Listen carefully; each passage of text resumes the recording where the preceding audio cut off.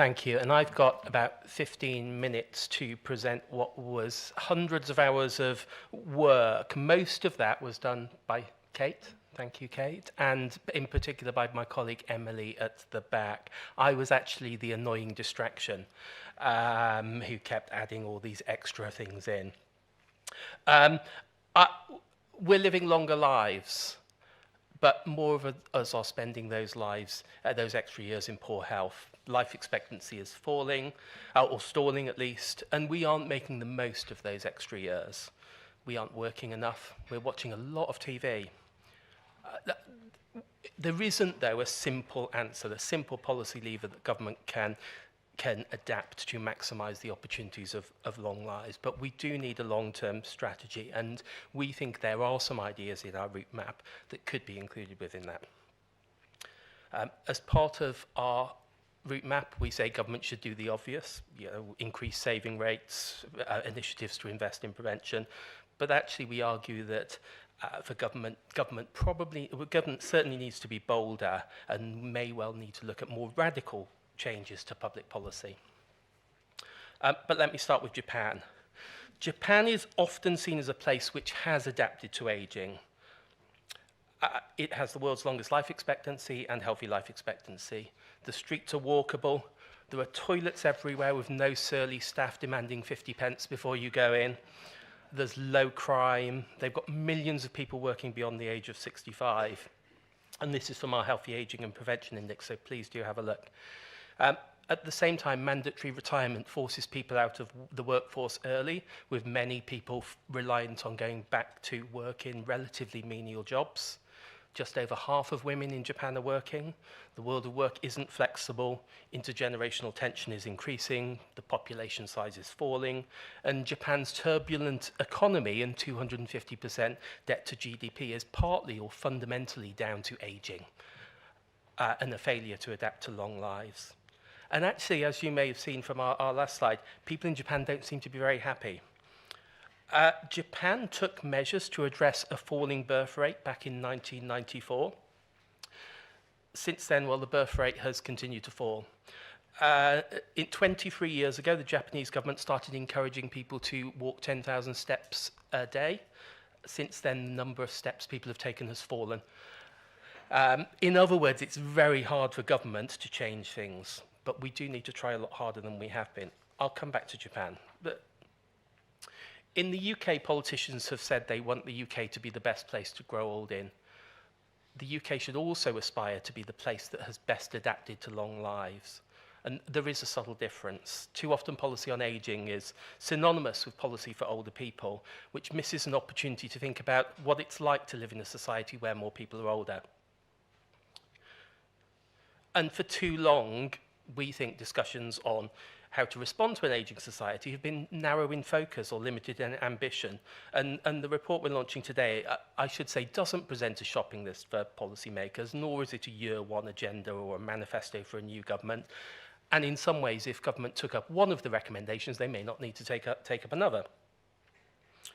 But we highlight the challenges and suggest some next step solutions, as well as these bolder ideas. Let me perhaps start with some of the challenges which you'll be very well aware of. The first will be very familiar. Longer lives and fewer children mean the population is aging. One of the most common reactions we've had to pretty much lots of the ideas in our report has been, this is far too expensive. Government won't do it, so government's got no money. Yet the reality is none of the main parties want to have a conversation about the cost of unhealthy and unproductive long lives. I saw the Chancellor speak at an event in October. He was explicitly asked by Lord Finkelstein how he could aspire to cut taxes and even maintain services given the ageing of the UK. He avoided the question. I don't blame him. We spend over £280 billion on healthcare. Pensioner benefits will cost £136 billion this year. Yet one of the first issues to hit a new government will be the decision on the state pension age. With more older people, government's got Paul might tell me there's a few more, for at least four options perhaps in terms of state pension. We can tax people more, we can reduce the value of the state pension, we can take more debt, or we can increase the state pension age. No one wants any of these options. We have a huge problem in public policy that no one likes any of the solutions, and we're almost certainly going to have to do one of them. We've, at ILC for a long time, have advocated about the opportunities of ageing. Longer lives will cost the taxpayers, but there remains very little recognition of how an increasingly economically active older population could add to economic growth rather than take away from it. A lot of models don't necessarily include, for example, the value of consumption that may well increase in the context of ageing. While we're living longer lives, though, we are, as I said earlier, increasingly unhealthy. There's a 19-year difference in healthy life expectancy between the least and most deprived bits of the country. Healthy life expectancy in Blackpool, according to our new index, is the same as in Angola. The UK government has promised to increase everyone's healthy life expectancy by 5 years by 2035. According to the Health Foundation, this will take us 192 years to achieve. Ill health stops people working, costing the economy 100 billion a year, yet 40% of ill health is linked to preventable factors. New analysis by Stuart MacDonald and Professor Les Mayhew separately revealed that mortality rates have barely improved in the decade running up to COVID pandemic, running up to the COVID pandemic. Life expectancy began to stall compared to the long-term trend in about 2013, and by 2018, life expectancy for those aged 50 and older was 1 year lower than trend, as well as lower in absolute terms. In the UK, we work for, on average, 31.5 years of our life. We face workforce shortages driven by demography and by poor health. Using ONS data, again, Professor Mayhew has estimated that every year lost in overall life expectancy results in a 2.6-year fall in healthy life expectancy. So if life expectancy falls, we'll see an even bigger workforce challenge than we're currently predicting. We know that having meaning and having purpose and having is vital for our well-being, yet we also think we're undervaluing the importance of fun. There's been a real tendency in public policy to see fun as too unserious for public policy. Yet, as I touched on earlier, we're spending less of our lives at work now than ever before. But less of our lives at work than ever before, but most of our leisure time is spent watching TV. As we live longer, we're going to need a range of different relationships, but there isn't enough support to build or sustain these. While our family structure is changing, our pension system penalises those who divorce. Our care system assumes that people will be cared by a spouse or by their adult children. And there's a lack of legal clarity for those who form lasting relationships outside traditional family or partnership norms. The levels of loneliness are rising, and we don't have the right infrastructure to build relationships. We aren't building enough homes, nor are we adapting the existing ones. We're now on to our 17th housing minister in 13 years. And as we live longer lives, more of us will spend more time both caring and being cared for. Since 1998, there have been 16 government white papers, green papers, white papers, and other plans for social care, as well as 8 independent commissions, yet the system remains in perma-crisis. Longevity doesn't have a home in government. There's limited central leadership and thinking. It's everyone's and no one's responsibility. A decade ago, Lord Filkin and his House of Lords committee warned that we weren't ready for ageing. We still aren't. The last national strategy on ageing was Building Society for All Ages, launched in 2009. Theresa May's government launched a grand challenge on healthy ageing in 2018 as part of the industrial strategy. The grand challenge became a challenge, and the industrial strategy was quietly dropped. In 100 What Not Out, though, we argue that there's broad consensus on the case for many of our next step solutions. In other words, we just need to get on with it. We argue that government should spend 6% of health spending on prevention. We know we're going to have to spend more on prevention. We need to just get on with it. We need to embrace the nanny state. Yesterday, Alice's newspaper, The Times, highlighted how companies like KFC were thwarting efforts to stop fast food outlets near schools. Government needs to be brave in the face of vested interests. We need to save more. We should harness inertia to ensure self-employed people save for a pension, and we should increase minimum contributions we make into a pension, as well as supporting people to save alongside their pensions in the workplace. We know we're going to have to do these. We just need to get on with it. We need to support people to stay in work, and that will involve some financial investment. There isn't support, though, for workplace health, particularly those who aren't working for big organisations.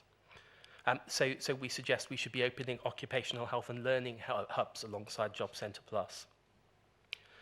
The 100 Not Out report highlights the need for innovation.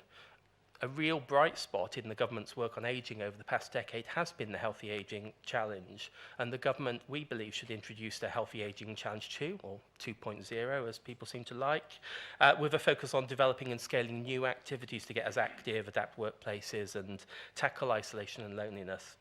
We need to scale up innovation to create the next parkrun, as well as bringing together life sciences and social science innovation more. Despite 20 years of work on age-friendly places, our spaces don't work for all ages. We should be encouraging multi-generational community hubs that offer a range of support and activities for all ages. We need community spaces, not places for people to hire. All of the main parties went into the last election saying we should build more homes. We haven't, and too few of those have been adapted to longer lives. So it shouldn't be controversial to say we need to build more. We should institute a national home building programme for long lives, with all new homes built to lifetime home standards. At this time of year, people find themselves unwilling and unable to leave their homes when darkness sets in. Perhaps aside from scrapping the daylight savings time, we should insist there's 24 access to public amenities, including toilets and seating areas. They do it in Japan. Why does it feel so impossible here? As the nature of our relationships change, we need to simplify divorce, making it easier for people to access low or no-cost advice and support. And we propose a sort of series of ideas around fun and purpose. One idea is we create a new Duke of Edinburgh Award, which people can undertake at any age, encompassing fun, fitness, skills, social action. Government needs the tools to help it respond to long lives. There should be an interministerial group on demographic change, and Parliament should introduce a new cross-cutting demographic change select committee to audit the extent to which policies and programmes of government are responding to long lives. So alongside these next steps, and there are lots more in our report, we've suggested a few bolder and more different ideas. And these are probably more of a scale closely matched to the magnitude and the challenge and the opportunities we face. Some of them will be really, really expensive. Many people will say they're expensive to achieve. But for us to make the most of long lives, we need to debate what sort of state we want. So imagine if we did all have a proper say in our long lives. We could follow the Irish lead of setting up Citizens' Panel with the power to make proposals directly to Parliament. The Irish Citizens' Assembly brings together 99 random members of the public to discuss and debate a specific issue. The first issue they touched on was the not uncontroversial issue of abortion, which resulted in a referendum and changed the law. Miranda's written a lot about lifelong learning. Imagine if we could all attend a school for life based on the model in Denmark. No exams, no grades, no certificates of excellence, but an opportunity to learn. Imagine if young people had more of a share of the nation's wealth. We could give everyone a leg up to adulthood with a decent sum lump start payment to all individuals when they leave high school. Very expensive, but it seems outrageous that only 4% of wealth is held by under 40s. Imagine if employment rights we had when we provide adult care were the same as the ones we had as parents. Why aren't they? Perhaps they should be. And imagine if employers adopted a lifetime work standard covering flexible working arrangements, support for carers, and access to training and occupational health. Imagine if policy incentivized activity rather than inactivity. Perhaps we do need financial incentives for physical activity. As I said, some of our ideas, and there are others in the report, will be very, very expensive, but we will need to do some of them. And we can't keep tinkering with the edges. There has been a lack of vision and ambition in policy on long lives, and we need to change it. So let me come back to Japan to finish. There is a Tokyo building that serves local school lunch to the public in a Japanese cafeteria. Imagine if like in Japan, school dinners in the UK were so good and healthy that someone set up a cafe where adults queued up for them.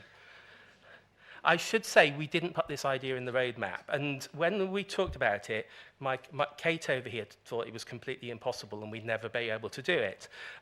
Universal basic income, fine, 4-day a week, we can do that, but good food for kids, no way. Healthy food for kids should not be an unreasonable ask and should be the starting point of where we're coming from. Social media gets this really, really bad rap, and I'm not sure it says what it says about me, but I have watched Paul's TikTok videos on VAT. They're very good, so I can recommend them.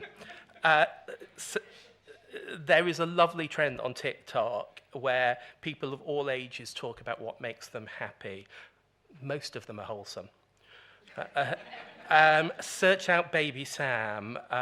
If you're not too worried too much about whether the appropriateness of getting 3-year-olds to go on social media, it's a lovely, it will make you happy just watching Baby Sam, so please do.